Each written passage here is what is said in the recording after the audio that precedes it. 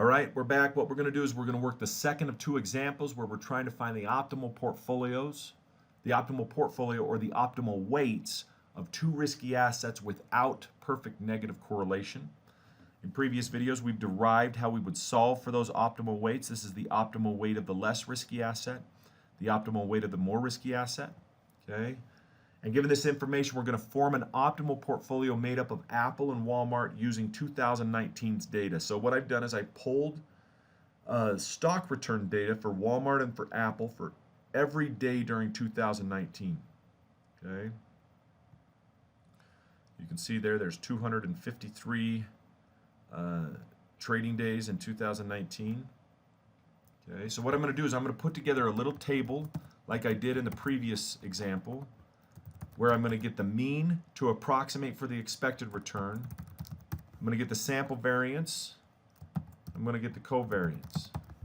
Okay. To get the mean of Apple, I'm just going to take the average of column C.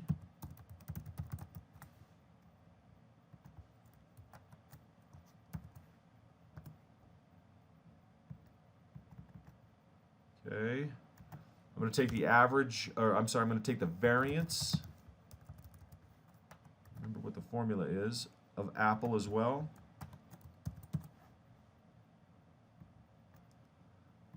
Okay, so here's the variance equals var.s. I want the sample variance, okay, instead of the population variance. I'm going to do the same thing for Walmart. I'm going to take the average of Walmart's daily returns.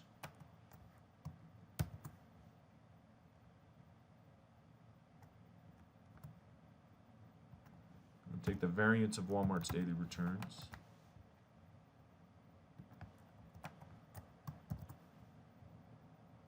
That's the sample variance there.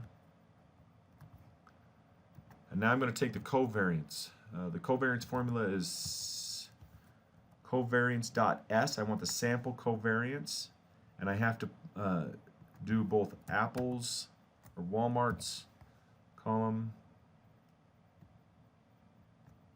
the comma in between, and Apple's column. And I get a covariance that's positive, okay? By the way, I've done this for lots of different pairs of stocks and lots of different pairs of funds. There is a bunch of co-movement that exists in stock markets, so it's very difficult to find negative covariance or stocks that are negatively correlated across time. FYI. So finding a positive covariance is not that surprising to me. A couple of things here. Let's look at this. So what we want to do is we want to calculate the optimal weight of D and the optimal weight of E. Okay. Love.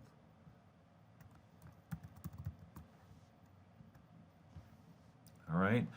Now we have to determine which of these two stocks is the less risky. And you can see that the variance of Apple is 0.00027. The variance of Walmart has 4 zeros in front of it. So e to the negative 5. So I got to move this decimal place out 5 points. So I have 4 zeros, 8. So it looks like Walmart is going to be the less risky of the two assets. All right. So when I'm talking about the optimal weight of D, I'm going to be talking about the optimal weight of Walmart. So I have to assign one of those two assets to be the less risky asset. I'm going to do so based on the variances. Okay. So let's do this. I'm going to do the numerator first. I'm going to take the mean of the less risky asset, which is Walmart, times the variance of the more risky asset, which is Apple. Give myself another parentheses there. Minus the mean of the more risky asset, Apple,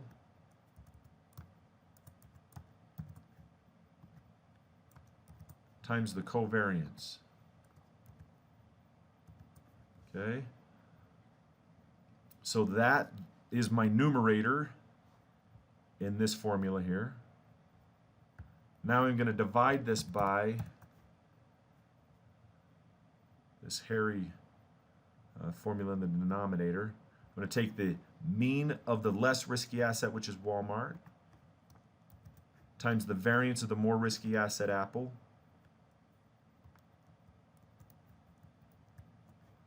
plus the mean of the more risky asset, Apple, times the variance of the less risky asset, Walmart.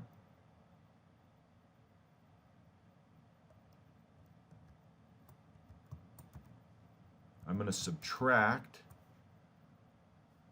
the product, or I'm sorry, the sum of the two means, and times that by the covariance. There's my denominator. Okay. Close all of my parentheses there. Hit OK. Let me, maybe you'd want to pause the video right now to make sure that I've done this correctly. All right. But according to our calculations, the optimal weight of D, the less risky asset, which is Walmart in this case, is 0.5415. So we should put 54 cents out of every dollar in Walmart. And the optimal weight of Apple is going to be 1 minus that. We should put about 46 cents of every dollar in Apple. Okay. So hopefully you can see that this optimal portfolio, this case 3 to find the optimal portfolio is going to be very useful.